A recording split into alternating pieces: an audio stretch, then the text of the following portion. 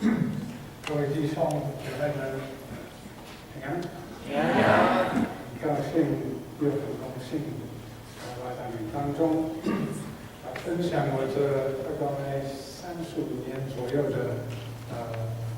研究的成果。请多多包容我的普通话已经很久没有用，所以有时候讲得不太流利，不太顺利。我先介绍我自己和我的家人。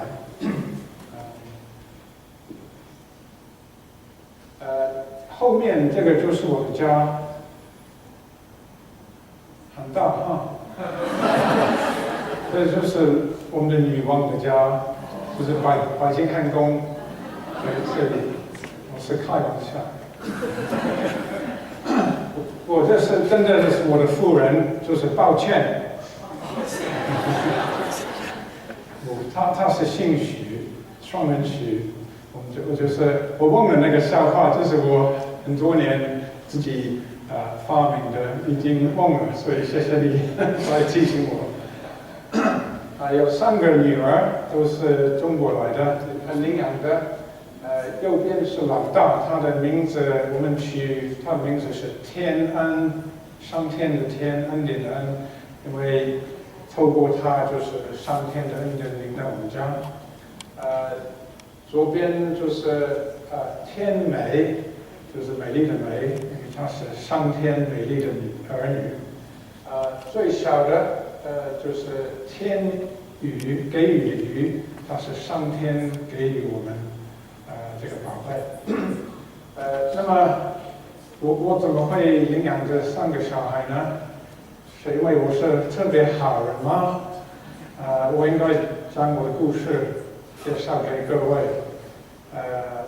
我是爱尔兰人，在都柏林出生，但是在2岁的时候，我们家搬到英国，在那里长大。刚开始也是在教会做礼拜，参加那个主日学。我到了10几岁的时候就开始做，就是开始很叛逆的，卑鄙的人。我其实从很小就是一个小偷。我第一次被抓是11岁，到最后一次是18岁。那时候警察抓我的时候，还好不知道我过去偷很多东西，不然我看今天不会在这里。这是一个事实。在17、18岁的时候，就是那时候是嬉皮的时代，就是1969年、70年，我是一个嬉皮，吃那个迷幻药等等，所以这是我背景，我不是一个好的人，就是因为在22岁的时候，有一个晚上我就遇到邪灵3次，就开始让我就是开始想，上帝是不是有，是不是真的有？我已经知道有邪灵，如果没有上帝的话，我们人类就完蛋了。所以因为有这个邪灵的经验，还好那时候我妹妹是一个基督徒，她那时候是读牙科，在英国的北部，她为我祷告，也为我念圣经，我就得到很大的释放。其实那时候我妹妹赶鬼什么都不懂，她就是凭信心，她不知道她要做什么，就是祷告，还有读经，结果就释放。那我就离开她的家的时候，我就自己祷告，在心里说：上帝，如果你是真的，而且我可以认识你，不是知道你，不是知道关于你，是认识你有关系，我愿意把我的生命献给你用。这是没有人告诉我，这样子祷告。所以经过几个月的寻求，我就寻见，我就把我生命献给耶稣用。那么很快他就让我知道，他要派我到中国的地方。那么那时候中国大陆还没有开放，所以我就先到台湾，在那里可以学那个国语普通话。那么经过很多年的事情，我去我的太太，很奇妙，我们是在台北市见面，但是我们发现我们是英国同一个地方长大，同一个小学，他的哥哥跟我的弟弟是同班同学，大学毕业后也是在同一家医院工作。不过因为我比他大6岁，所以一直都没有碰面。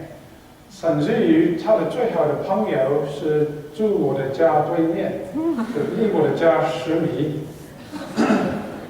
但是你看，如果你真正的信靠主耶稣，会很多奇妙的事情发生。你的人生计划都在他的手里，他可以真的是做奇妙的事情。会有很多这种见证。那么领养这3个小孩之前，我跟我的太太吵架很厉害，因为我这个大男人的心很刚硬，我不愿意。那其实我夫人原来自己也是领养的小孩，所以她对这个很有心。那么在1997年到8年，我们住在天津。我在那里就是帮助那个天津血液中心做技术顾问。那么当我在做这个工作的时候，我的太太1个礼拜3次就去帮助附近的孤儿院的小孩。结果到大概过了一阵子，他说我们可不可以带1个人到我们家？因为那个小孩是一个女儿，她是2传2恋，很厉害的。如果留在孤儿院，她可能就不会生存。我那时候就是为了这个事情吵架很厉害。不过上帝有办法改变我们的心。所以这个小孩再加上另外一个男生。就是另外一对夫妇宣教士，美国宣教士带他们到他们的家。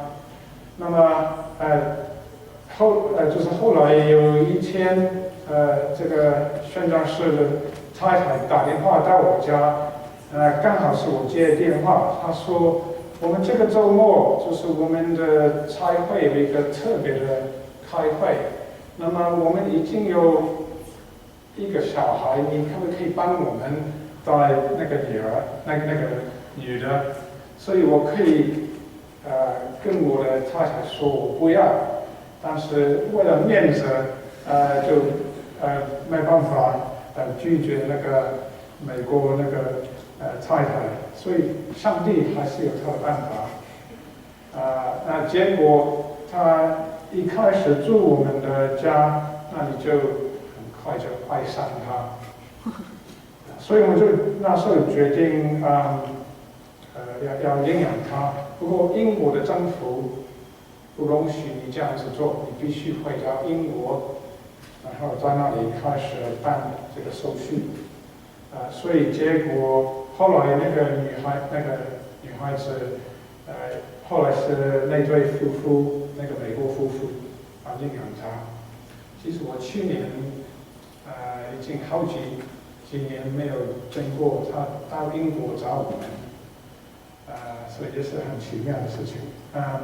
所以我们就回到英国，我们就开始办这个领养小孩的手续。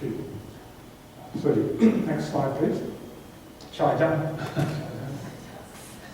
对，下一张，啊？哦，太好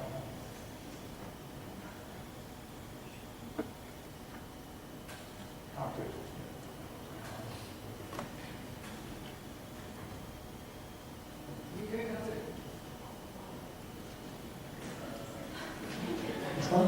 右边所以这就是即将照片介绍我的小孩。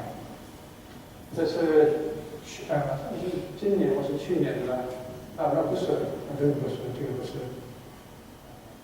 这个是去年的，所以老大已经17岁，最小的8岁，他是储存2年的，所以经过很多的手续。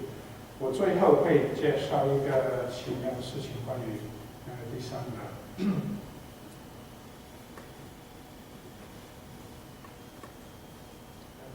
那么就是今天，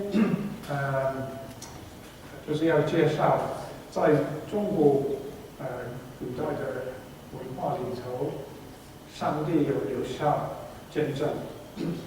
那么我怎么会开始研究这方面呢？是有一天，那时候我在台湾，大概有2-3年，我是在这里有没有从台湾来的？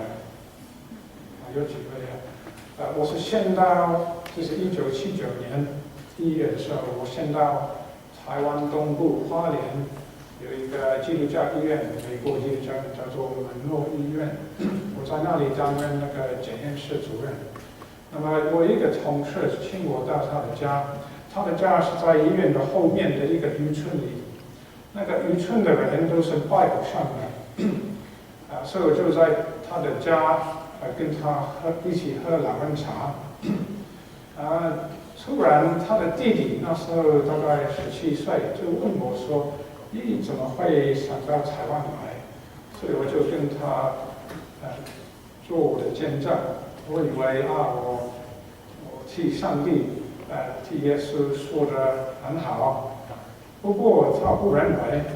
他听完之后，他只讲一句话，他说：“我们中国人有5000年的历史，怎么都是错。”他的意思说，如果要信耶稣，他必须否定所有的中国文化。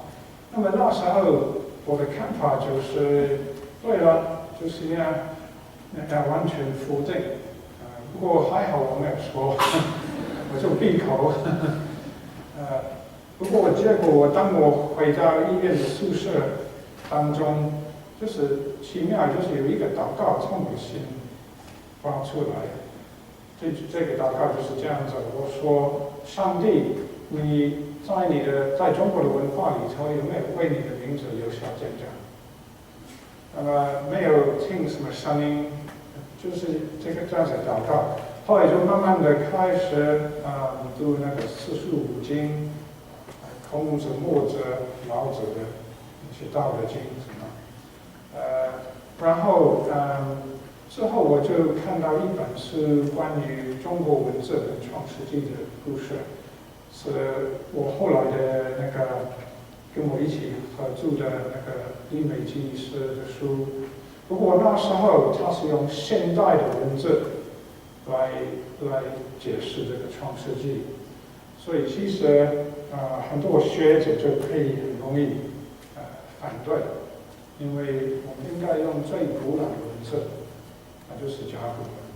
那我怎么会开始研究这个甲骨文？就是很奇妙，在差不多那是1985年的时候，那时候我已经在台北的马街纪念医院工作，然后就是有一天我感冒很厉害，就是流鼻涕一直流，还有喉咙非常痛，就躺在床上。突然我真的听到主的声音，他说：“我要你去台北的那个故宫博物馆找一个甲骨文的老师。”那时候我不知道甲骨文是什么，主也没有跟我说，就说你去找。立刻我的感冒好了，真的，我以后没有这样子的经验，就是这一次真的是立刻，这是一个神迹。所以我就起来，就走到那个故宫博物馆，然后我就去问那个柜台小姐，这里有没有甲骨文的专家？她说：“请稍等。”然后我就在那里等，她去后面，差不多2-3分钟后，就是有一个男生就出来，一个先生张光远，他是一个甲骨文的专家。然后他说：“你有什么事？”我就说，我就给他看，就是我跟李美基医师所写的书，快要出书，要出书，快要出版。然后他就看，我跟他解释，我们认为中国文字跟创世纪有关系。他说，有一个问题，他说其实你们外国人有你们的看法，因为其实没有人知道发明中国文字是谁，而且他是为什么这样子写。不过他说，你不是在研究最古老的文字，也要研究甲骨文。所以就是主耶稣就是告诉我找一个甲骨的专家，不知道为什么，就是透过这个人告诉我为什么你要研究甲骨文。所以这是蛮奇妙的事情。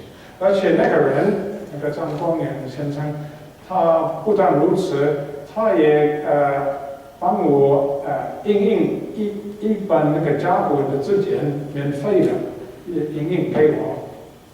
他就是很奇妙，而且他说，如果那时候我去找别的学者，他们都会记下来。他说我是比较开放的，觉得是主的恩典所以我就是开始讲这个题目。对，那个地方有没有人知道在哪里？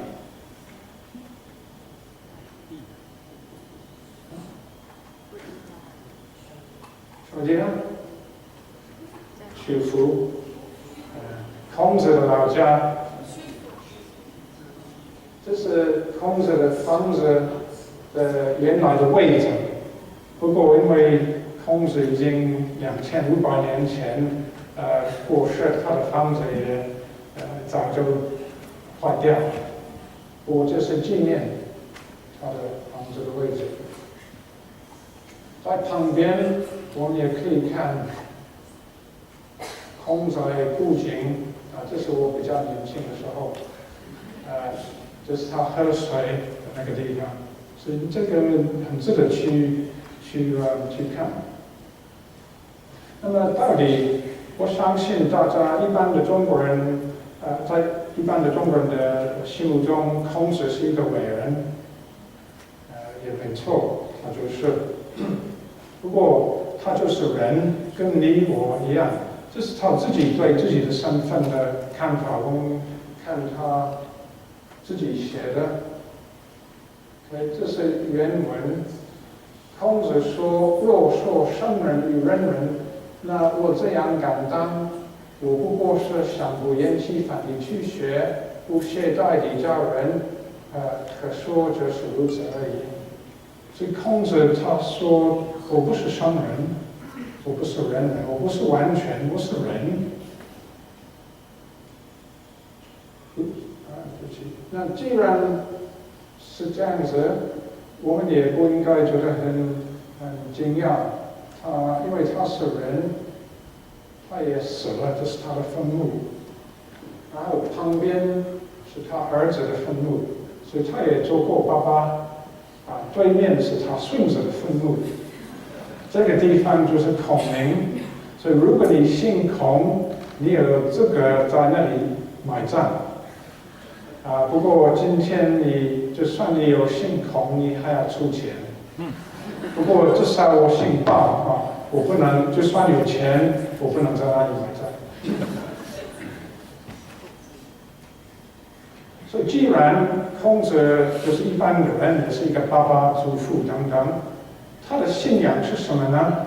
其实我们也不用猜，他很清楚的留下了记录给我们。就主要是这个50而知天命，OK， 就是他到了50岁的时候就能明白上天的旨意。所以孔子说信上天，我们知道上天就是古代中国人的创造者。我们怎么知道呢？因为有另外一个学者叫做墨子，墨子这是墨子的书，这是他原文。我想主要我们可以看到天还有爱，等等，我们看白话比较清楚。上天后来天下众百姓，施恩给万物，其实在渺小的东西都是上天所造的。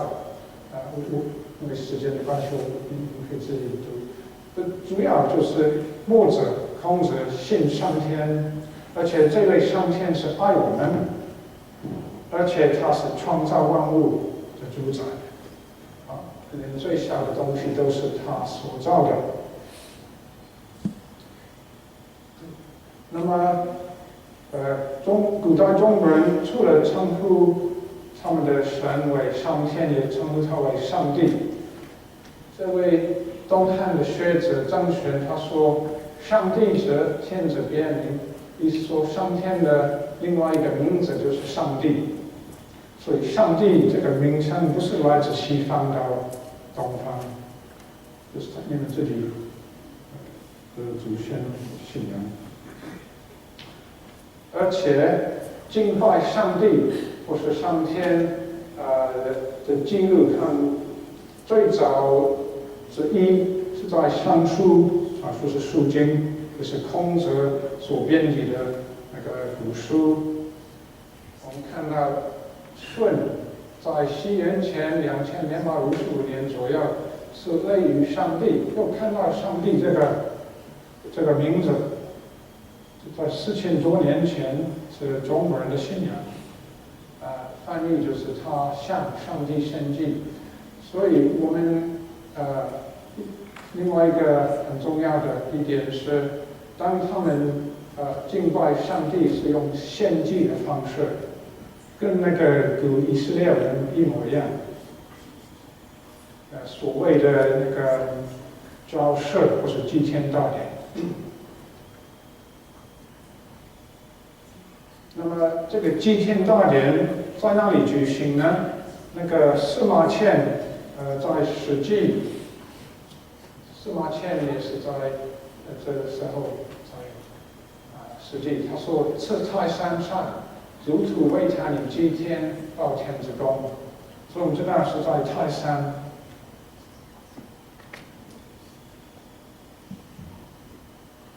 有没有人知道这个地方？就是泰安市，在泰安市是真的很漂亮的一个地方，在这里就是泰山，所以我们就登泰山，看是怎么样的。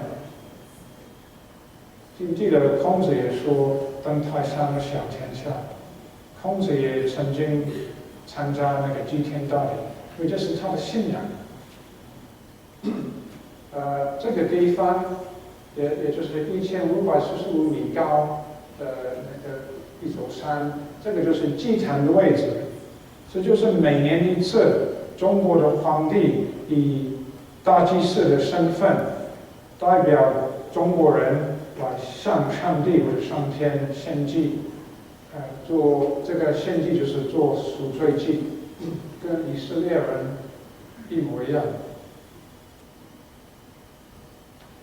后来到明朝的时候，这个祭天大典的位置改变到北京，他们就建造这个所谓的天坛。你看那个祭坛，比那个泰山上还要大，你看这个人的大小就可以比较。不过还有另外两个建筑，最北部的叫做祈年殿，所以就是中国的皇帝当他献祭之前要先祷告，而且他是禁食祷告，所以献祭以前他先到祈年殿祷告，所以这是所谓的祈年殿。这就是我跟我的夫人比较年轻的时候，帅哥。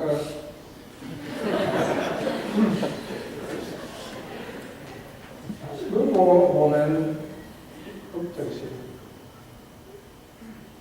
如果我们进到那个门，我们就很清楚看到，这里没有偶像，中国人从来没有以那个偶像来代表上天或是上帝。只有名字就是皇天上帝，所以可见很清楚，中国人是信上帝的民族，跟以色列人一样。那么中国的皇帝就会在那里匍匐拜下，因为他知道他是来到天上的皇帝的面前，然后他做很多祷告，而且他们也有诗班唱诗歌。我们就看一些诗歌的内容，祷告的内容，就了解他们对上帝的身份的看法。这是第一个祷告是诗歌，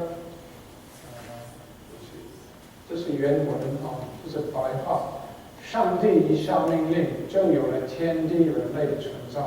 在天地之间，他将人与万物区分开来，造这一切都在天的笼罩之下。所以可见，第一句就告诉我们，上帝是创造万物、天地、人类等等，他是用命令的方式，就是说话，跟以色列人在创世纪还有诗篇所记载的一模一样，可以做一个比较。OK， 这是诗篇33篇，诸天借上帝的命而造，万象借他口中而成，因为他说有就有，命立就立。是看中国的上帝，中国人的上帝跟以色列人的上帝是同一位，同一个身份。再看第二个祷告。这些祷告都是记在大明会典，明朝的明，大明会典。这是原文。你看上帝的话语万物的开始都是因为你施恩的缘故，整个天地人类都蒙受上帝你的大爱。记不记得墨子也说过，上天厚爱天下众百姓，上天跟上帝是同一位。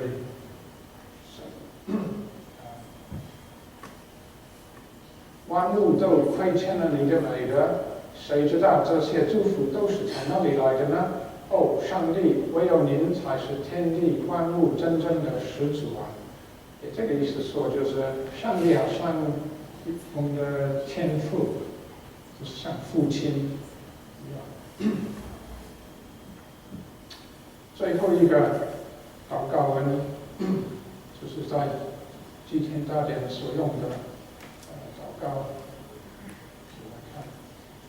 这是原文。在天地初创的时候，到处都是混沌不明，没有自然界境、木水、火土等性的运作，也没有太阳、月亮的出现。这时候，整个世界静的一点声音也没有，更看不到有形的物质。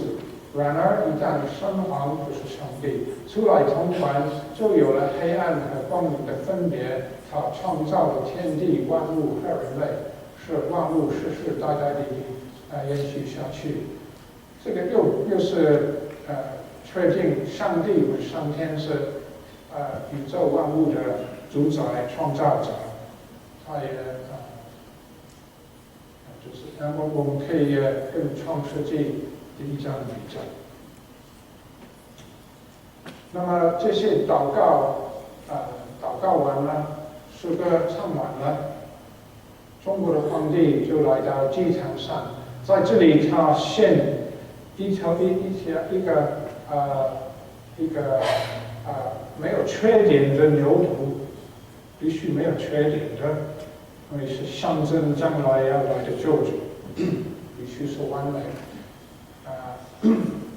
你有没有注意这位小姐在做什么？她在祈祷。所以这是现代的中国人。我在这里在看，我在看他们知道这是一块圣地，但是他们不知道意思，已经忘了。所以他就请他的朋友帮他照相做纪念，然后他会下来另外一位就上去照相做纪念。不过我们基督徒看圣经，也看古书，知道这是为了赎罪，有这个祭天大典。所以这个牛犊烧完之后流血，记不记得？如果没有流血，罪就不能得赦免，也是一样。但是流血之后，在旁边就把那个牛剩下的那个死掉的牛献上为燔祭，用火烧。这个跟以色列人的方式一模一样。连孔子说，这个教社这里，所以是上帝举行教社这个仪式是为了服侍上帝，这是最重要服侍上帝的仪式，就是祭天大典，跟以色列人一样。因为我们知道它是象征将来要来的那上帝的儿子，那代罪的羔羊要除掉人类的罪。是的罪孽。OK， 这是第一部分就讲完了。我想做结论是，古代中国人信上帝上天，那位上帝跟圣经的上帝是同一位。他们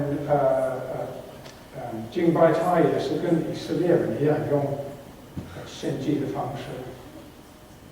所以当我们发现，既然那个古代的文化就是相信上帝。当我们发现中国文字跟创世纪有关系，不应该觉得很奇怪，这个应该是很合理的，因为这些信上帝的中国人发明过中国文字的人，就想保留上帝的真理，留下给下一代。最好的方式就是用图。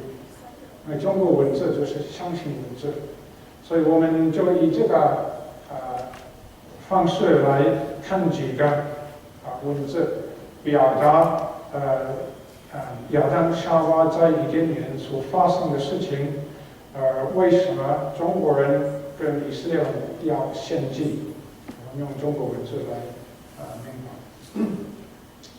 所以这个就是甲骨文，他们就是象形文字。就刻在这个物柜的壳上，有时候在牛或是羊的甲骨。我想这个故事大家知道，我们不用，你可以自己读。我们知道在伊甸园有2棵特别的树，就是生命树跟辨别善恶树，在那个中间，就记得这个事实。后来上帝就吩咐亚当。你可以随意吃，各种所有的树上的果子，只有1棵树上的果子不可以吃，就是辨别善恶树。你吃了当天一定会死亡的。所以这个很奇怪。如果你今天世界上所有的东西，是你拥有的，但是有1块美金没有了，你会不会想要这个1块？这是很奇怪，因为亚当夏娃不要忘记了，上帝把地球上所有的东西给他们，就1棵树上的果子，像芒果什么都可以吃，就是辨别上树上的果子不可以吃。奇怪，你会觉得好了，还上帝我不要吃，但是人的心加上魔鬼的诱惑。就变成他还要吃那块树上的果实。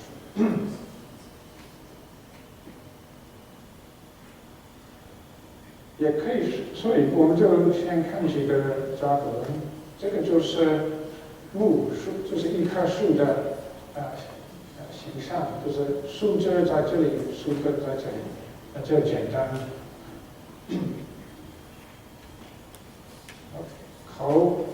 口也代表嘴巴，也代表人，就像人口等等。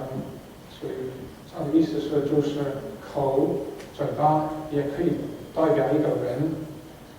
如果我们把目跟口连在一起，我们就有这个文字。这个文字的意思就是有绑起来的意思。所以如果亚当你的口吃树上的果子，那你就会被捆绑起来，被魔鬼捆绑起来。待会儿有一个文字就很清楚的描述这个事实。另外一个意思就是树就是约束，所以亚当你可以说上帝给人类的一个约束就是不要用嘴巴吃树上的果子，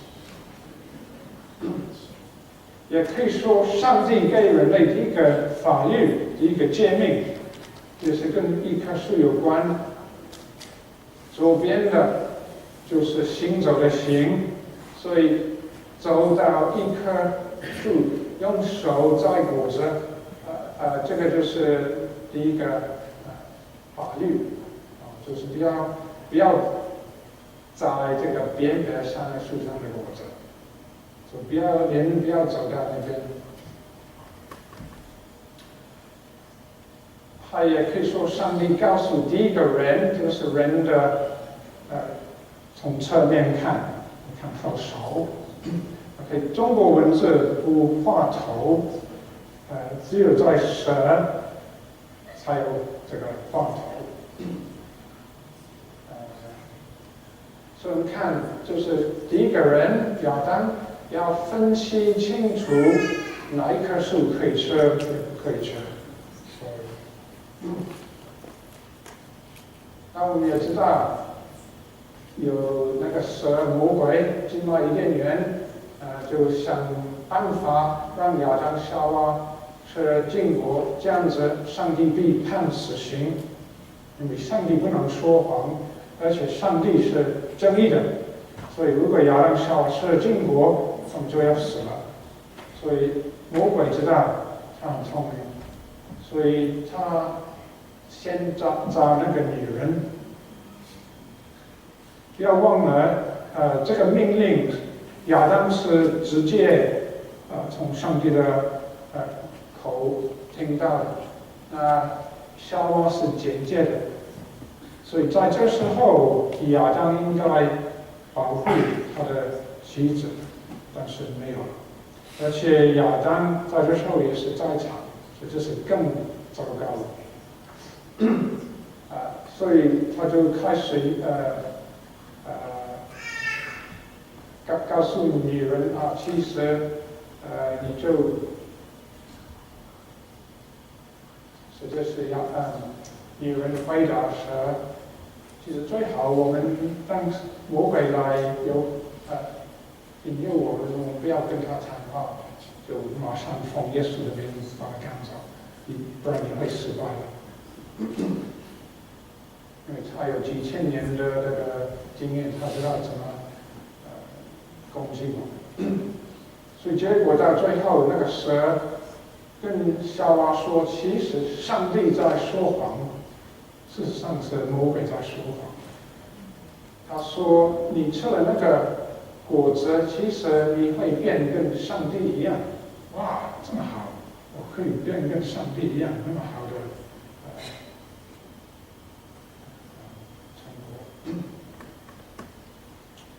所以夏娃女人看见那棵树的果子好看好吃，又能得到智慧，就很羡慕。换一句话说，她起了贪婪的心。所以又看贪婪的人，很清楚告诉我们是女人是第一个人起了贪婪的心。她说，贪婪的那是一棵树上的果子，这棵边边上的树是在生命树的旁边，这就是贪婪的贪。这个女人是柜子，记不记得？如果这里你画一个头就比较清楚。结果她就摘下果子自己吃了，又给她丈夫吃，她丈夫也吃了。等一下，不过中文翻译没有，这个不太正确。你有没有注意？就在这里 she also gave some to her husband who was with her。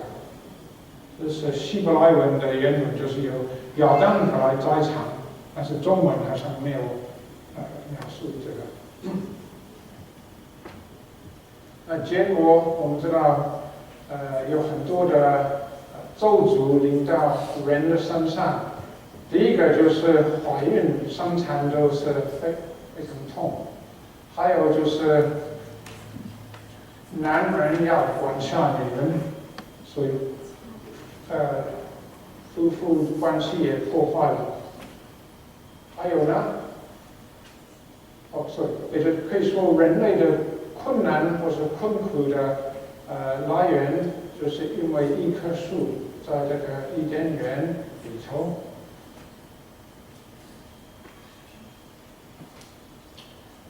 然后还有人的工作也受咒诅，所以我们常常在我们的工作上遇到压力困难的，对不对？就是因为亚当是那个禁果，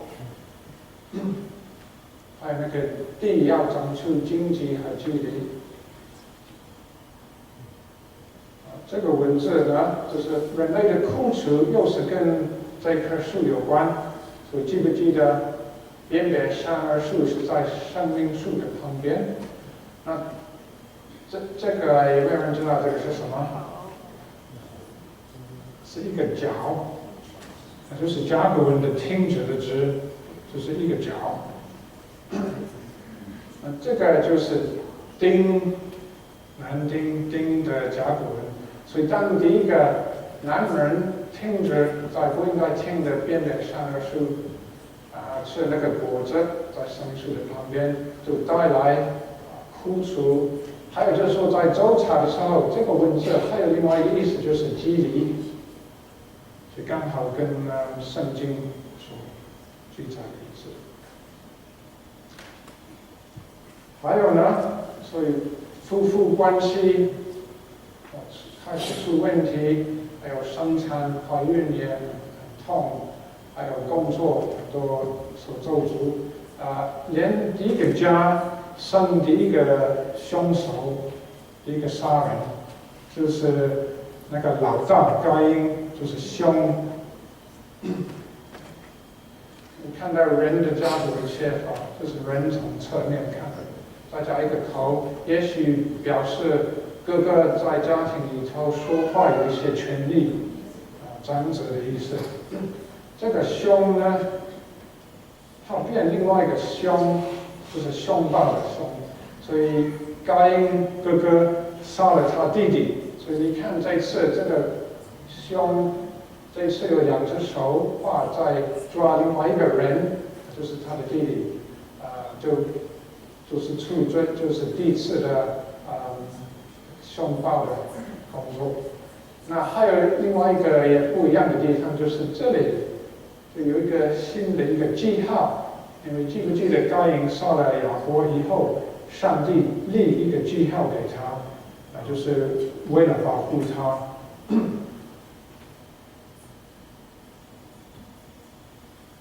所以看来就是人要开始哀悼他们落在魔鬼的手中。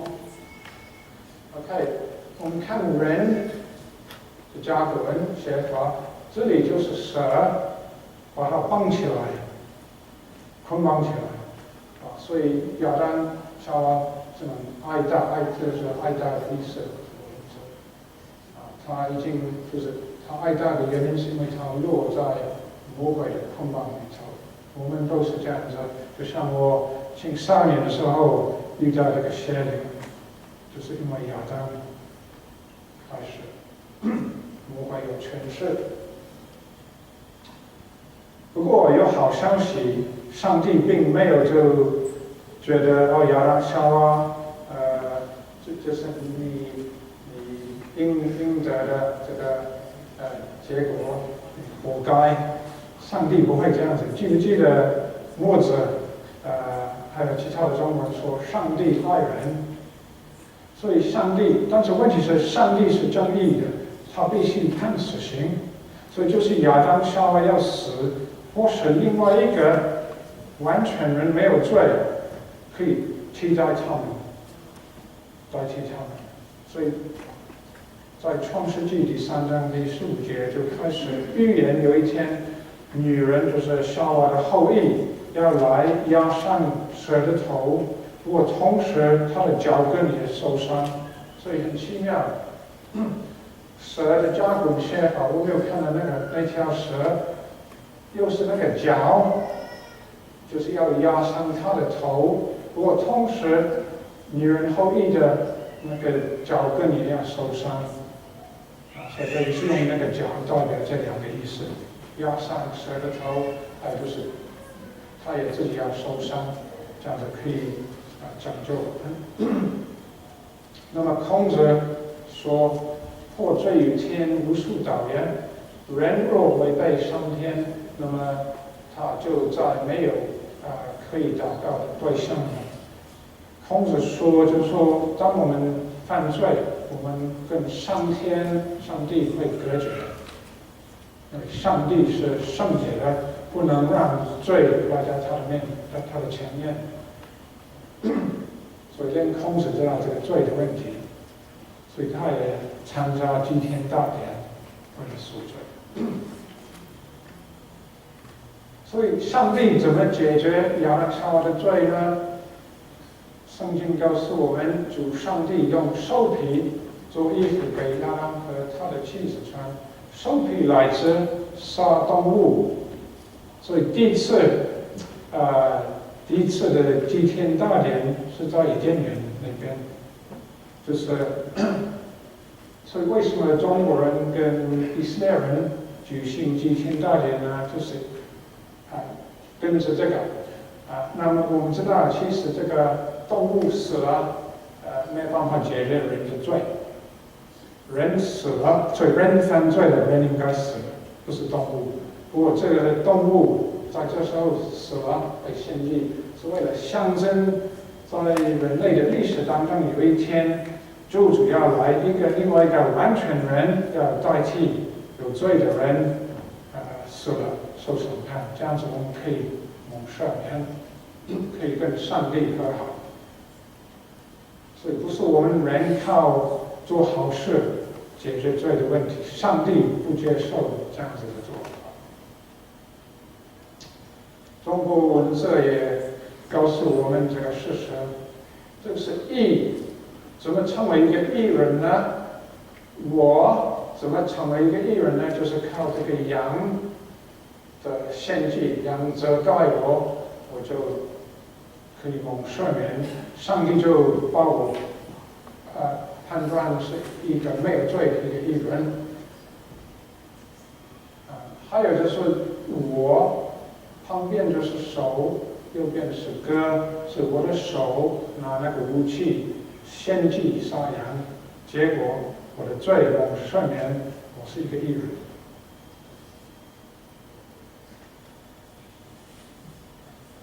这个也是同样的道理。亚当夏娃的羞耻怎么解决呢？靠我的手献祭一个羊，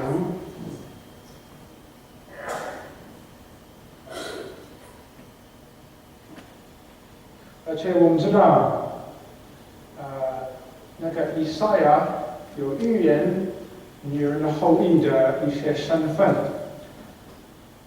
等一下，中国文字也有同样的身份，但是我先用圣经以色列人。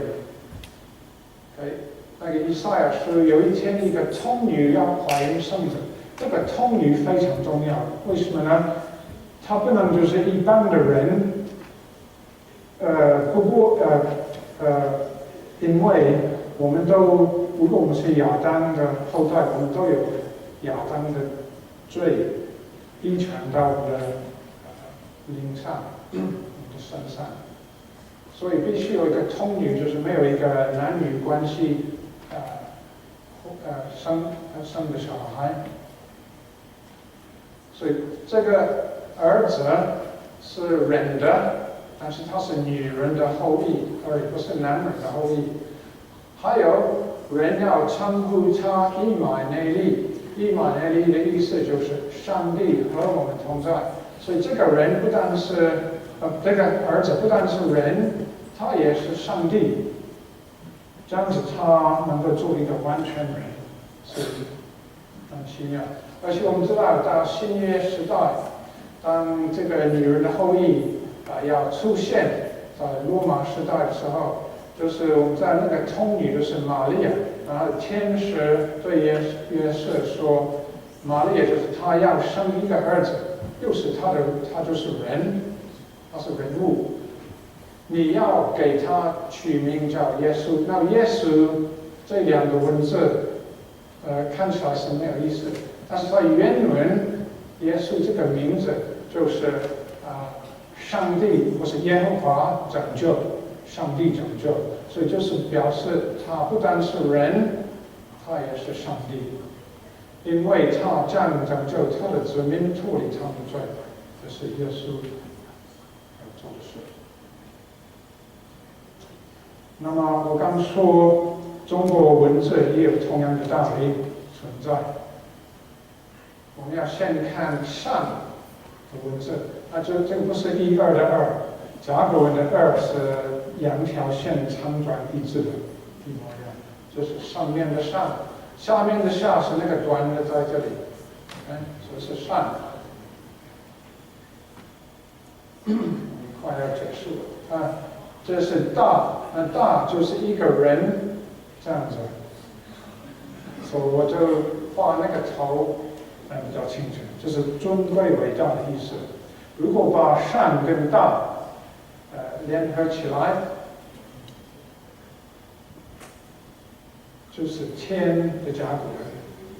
那的意思我们知道天就是上帝，就是创造宇宙的万物，但是文字告诉我们，这位上帝上天这个神要离开天上，成为一个完全人的尊贵伟大的人。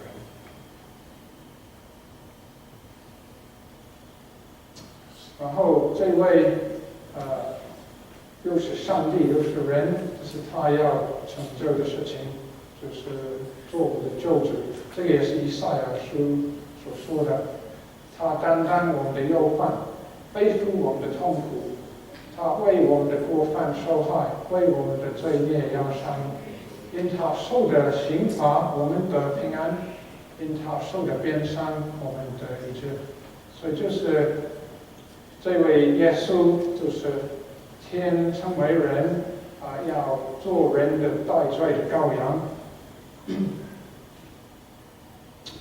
那么这是《道德经》老子所说的话特别是这个下面“受国不祥，是为天下亡”，这个就是等于他为全世界的人，就是要代他们的罪。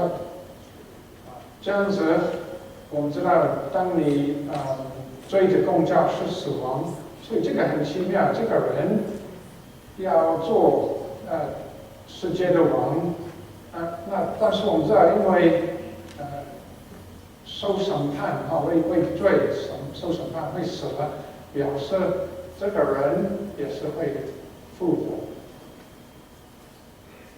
不然你怎么可以做王？你受果的不祥就是罪，那你就死了。但是这个人还认为要做天下的王，就是表示有从死里复活，跟圣经一样。所以古代中国人所举行的祭天大典，就是象征上帝的儿子被钉在十字架上，被献祭，第3天就从死里复活。所以古代上天，中国的天就是耶稣，就像旧约，当我们听到那个上帝不是上天，这个也是在讲耶稣。但我们知道上帝是三位一体，但是平常在旧约的时候，当上帝向人显现，就是耶稣，就是上帝的儿子，因为从来没有人看过天父，所以一定当耶稣要遇到那个就是耶稣，还有亚伯拉罕所遇到耶和华就是耶稣。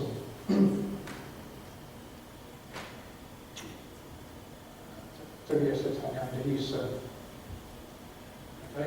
这个意思就是首先最原始还有主要。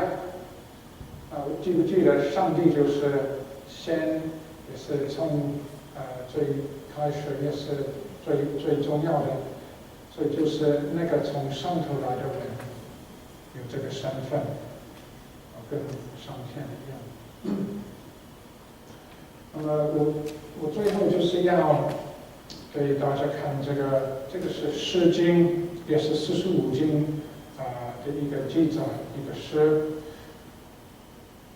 你可以注意有上帝这个名字。主要是在讲元，张元是周朝的，认为是他们的祖先。他那时候讲元在中国的时候是在西元前差不多2300年。那时候他们就是信上帝，也是举行祭天大典这个就是那个献祭教士我没有那个白话，但是英文你可以注意这个讲员说他如何生我们的人民呢？就是他献祭因为他没办法怀孕，他本来就生那个亚伯拉罕的太太撒拉，还有其他的圣经的女人，就是没办法怀孕，所以他就先献祭，再来他在上帝的手营，不是教营，不是教之营，结果他能够怀孕，他生了那个后继，就是周朝的祖先。所以在古代中国的时候，上帝仍然能够行神迹。既然今天呢，我讲了一个在台湾所发生的事情，一个老寡妇，那时候我认识她78岁，她住院在我们马街纪念医院。那么她就是有末期癌症，膀胱癌，她也有心脏病，也是一个非常贫穷的人，拜不上的。所以你我就会认为上帝对她来说没有什么，不会顾念她。但是我们忘记上帝的爱就是何等的大，他特别爱顾孤儿和寡妇，所以就是我跟我们台湾的牧师，我们教会的牧师一起去参访他，然后他不会讲普通话，他只能讲台语，讲台湾话，所以我们就问他如何。今天如何？他说我昨天做了一个梦，你不要忘了，他就是拜不上的。他说我看到一个男人，他就是来到我的床边。他说很奇怪的事情，因为像你看我，如果你是你坐这里，你看不到我的脚。同样，如果一个人走到你的床边，从差不多这里到他的脚，你看不到。他说我整个人看，从头到脚就看清楚。然后他说那个人的手拿着一个杯子，杯子就是充满了血。然后他说那个人，他像那个人，他那个墙壁上的那图画里头，那我们是基督教医院，所以他所看到的就是耶稣抱着小羊。那时候，也是我唯一的经验，我能够解梦。我跟他说，那个人就是耶稣，他要告诉你，他的宝血就是为了洗净你的罪。如果你信靠他，你可以得救。也没有说你今天要不要信，没有，就是这样子解释就走了。2天之后就回到病房。那个我叫他阿嬷，他那时候78岁，他自己说，我可不可以受洗？所以当圣灵在工作的时候，你不用好像要强迫人家，最好是不要参与，让主自己做工。然后我说好啊，那我们就问他一些问题，确定他是信的是，因为其实他有一个儿子，不过那个儿子是他领养的，是他弟弟的孩子，他领养的，因为他从20几岁是一个寡妇，而且很穷，住一个房间，这是他的房子。然后那个他说医生说就是再过1礼拜就是要开刀手术，不过因为有心脏病，那个经过麻醉不一定能够出来，会死了，所以我就想要赶快受洗，所以他就受洗了，礼拜天就受洗了。礼拜天受洗完，他又回到家，他就睡午觉，他又做梦。这次他知道是耶稣，这次耶稣来在他的前面，也没有说话，就是拿一个空碗，突然从他的嘴巴很多脏的东西就喷出来到那个空碗里头。那我又好像可以解梦，我说你的癌症就离开你的身上。不过很容易说，但是你要经过医学的证明才可以确定。还有别的事情发生，我们教会觉得，牧师觉得不要帮他开刀，因为医生说心脏病的问题。不过就是经过一段时间，发现他的小便那个血不见，而且他没有跟他的儿子要钱买那个心脏病的药，所以我问他为什么你不再继续吃心脏病的那个药？他说我的心脏好像好了。那我说好，那我们应该回到马偕医院给医生看确定。所以就是很奇妙。回到这个医院的时候，是同一个医生，就是诊断他的膀胱癌。他也不是信耶稣的，他是一个非基督徒，所以他用那个膀胱镜来看一小子，然后就问那个阿嬷说：“请问你是不是基督徒？”因为看不到那个癌症已经好了。然后我们带他去看那个内科医师，关于他的心脏病。那个医生说：“你没有心脏病，你的心脏很好。”很奇妙，其实我们没有为他的心脏病祷告，我们只知道很刚好。然后所以就是很奇妙，而且那个阿嬷她变成一个祷告勇士，也没有人教她，是主自己带她这样子。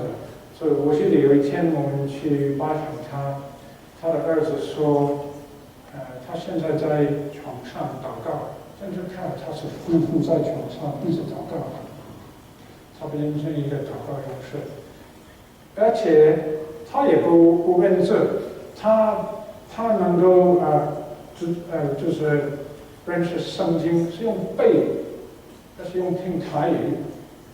然后很奇妙，当年轻的女人已经信耶稣好几年，他们就去找他。如果他们有问题，可以去找他，他就用圣经念给他听。所以就是很奇妙，一个你我可能看不起这个那个人没有用，一个寡妇很穷，快要死了，但是主耶稣顾念寡妇更多人，每一个人很重要，你也很重要。而且上帝对我们每一个人有一个独特的计划，是很奇妙的。所以你看我的背景，我这样子的背景的人也可以上过一个研究这个甲骨文，还有在台湾大陆的学库也发表很多文章。最近那个缅甸也请我去做，就是协助他们的数学、医学方面的，所以真是很奇妙。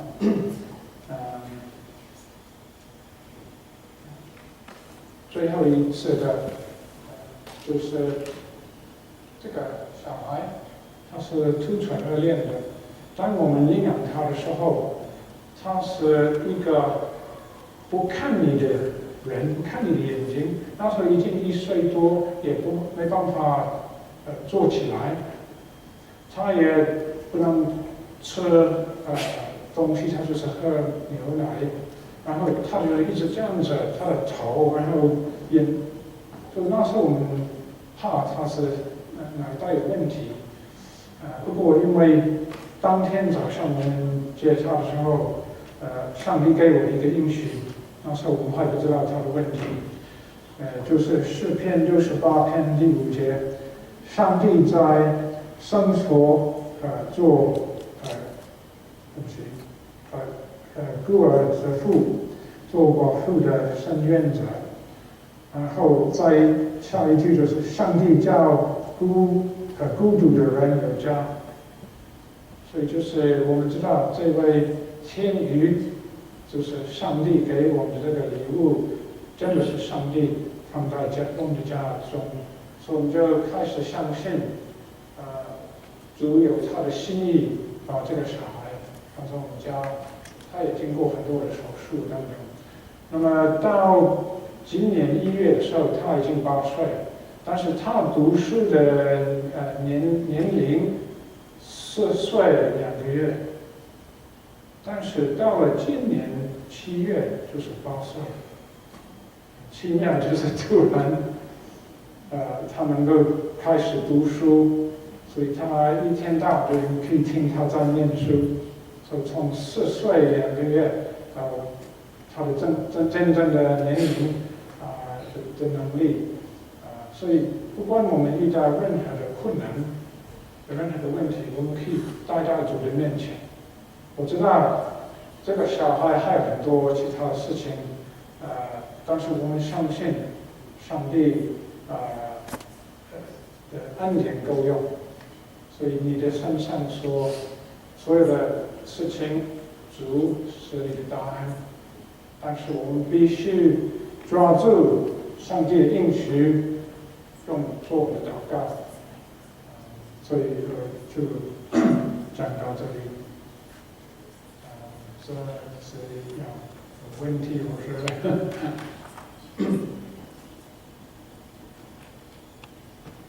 简短看有问题吗？或者我可以有2、3个代表什么问题？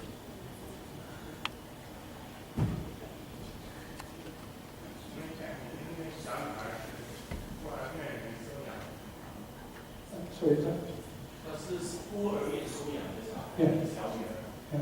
怎么样？是不是孤儿院收养？对，但是是经过英国政府跟中国政府关系，是他们那个中国政府选择，不是我们好像可以自己觉得我要这个小孩或是那个小孩。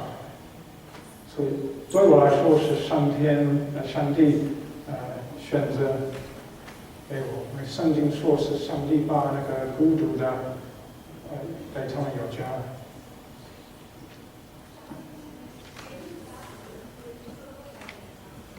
差不多35年。我大概希望明年初有新的书，那个书会有差不多300个文字跟创世纪关系。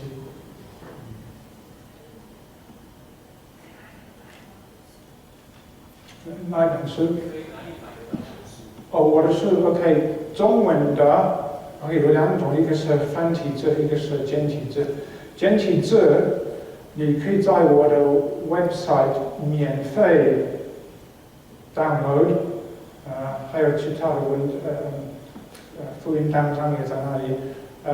繁体字在台北或是香港都有出，在大陆也有双语的英语跟简体字的，可以在大陆买。英文也是在美国。还有最后一个问题，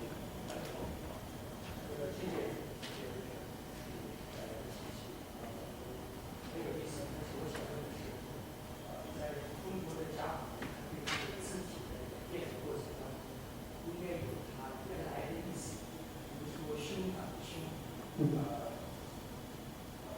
这个我们的观点来看，还有差别。但是，是不是在甲骨文的原意当中，中国的原意的意思当中，是不是在帮助流在甲骨文的中国的演变和研究的这个灵的层面上？从头当然就是一般的，如果你是一般的学者，当然你不会相信这个。就像我们现在的科学家，很多人不相信上帝创造万物，他认为他相信进化论。但是，就像那个张光远先生说，其实发明这个文字的人今天不在，所以其实没有人，不管你是学者或者像我，没有人有办法证明哪一个是对的。一般的那个甲骨文字典，他们就是一个字一个字解释。我们这是有一个系统式的，就是以这个创世，这是第一次有一个系统式的方式。所以我为什么我的出发点就是因为45经这些古书都让我们知道。中国人的信仰最原来的是跟以色列人一样，所以我们可以这样子，当我们认为甲骨文跟创世纪有关系是可能的，我们只能这样，因为就是你没办法证明，他们也没办法证明我不对，因为必须有那个发明文字的人，有可能是皇帝啊。必须他在场才能够，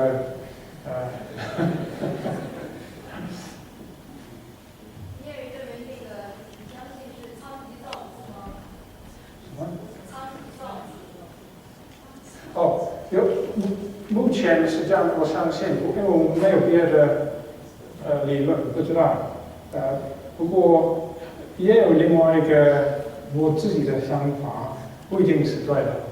如果你看皇帝的皇在甲骨文，就是那个尊贵伟大的人在天地，就是一卷是地块天地里头，所以其实我自己可能的想法是，发明中国文字的就是亚当，因为伊甸园里头只有他是看过的，别人一定是从亚当。才知道的，而且在汉朝有一个皇帝，请一些学者来重新来算中国文字的历史，他们做结论是在西元前3700多年，这个就是跟亚当在场的时候，但是没办法证明，因为如果我是亚当，为了我的后代，我要保留创世纪，把伊甸园里头的这个故事留下来。一个很好的方法就是用土画，这样子人家如果是用就是像英文那种，这个很容易可以改，但是土画就是土画，所以然后就是亚当就传给，比如说。诺亚的爸爸，诺亚的爸爸给诺亚等等的历史传下去，这是一个理论，但是我不知道，有可能是胡说八道，不知道。我就是很奇妙，皇室的皇就是那个尊贵伟大的人在一块田地里头，是不知道。有可能是中国传统的那个说法是对，我们不知道，就是没办法证明。再问一个问题，在你到台湾去学中文和学甲骨文以前，你的专业方向？就是我们所谓的数学，不是数学，数学、医学，数学、医学。我主要是这个 blood transfusion。完全是改变。完对。所以这个也是很重要。你的职业，比如说上帝可以用我们每一个人，在我们的这个行业上，因为我要住在台湾，我必须有一个事业，也是有用的。所以那时候1979年，中国的那个台湾的那个捐血中心刚刚开始，所以我就是有上帝知道。那后来1993年，我们同样我们几个台湾的还有香港日本，我们一起去大陆，也去协助他们。最近就是缅甸，也是我可以用我的那个职业来服侍主，就是为我开门。然后另外我可以用这个来传福音。所以你的工作，任何工作，我们放在上帝的手里，他可以用，也不用记住别人或者什么。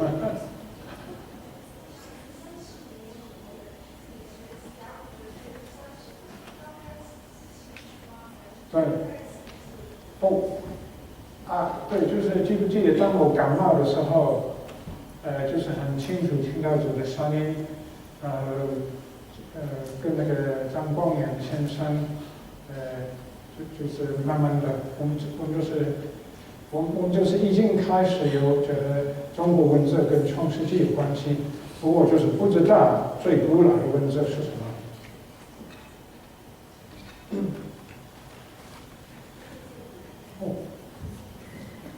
不好意思，最后一个问题，待会或者包秘书能留下来，会后我们再继续发问，好不好？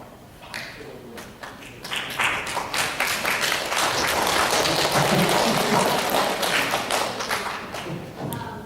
你有没有什么学中文的经验，介绍给我们青少年？OK， 我想当你有收到上帝的呼召，你会有一个动机去学，对不对？我想，如果你没有动机，那像我3个女儿，我老二他很有兴趣，其他的我老大一点没有兴趣。其实他的问题，老大的问题是他受过伤，他觉得他是被中国的父母抛弃的，所以要等到他这个伤害解决，是慢慢的，他的受伤非常厉害，不过这是另外一个故事。上帝开始已经释放他，但是我想你必须有这个，好像有点像有一个意向或者一个方向，就是从上帝来的，才会。比如说你要我学这个拉丁文，我青少年的时候就是必须学拉丁文，但是就没有意思，没有用，除非比如说你要研究，比如说圣经古老的圣经的，必须有一个动机，一个意思，一个原因，应该说一个原因。就像我喜欢学库，有的人一点连学都会昏倒，看学会昏倒，就是因为我喜欢有这个东西。不过如果青少年可以学会普通话，我觉得非常有用，因为现在中国就复兴起来，有英文跟中文，我那里很多工作的可能性也比较好。而上帝也可以用你传福音。好，我们再次谢谢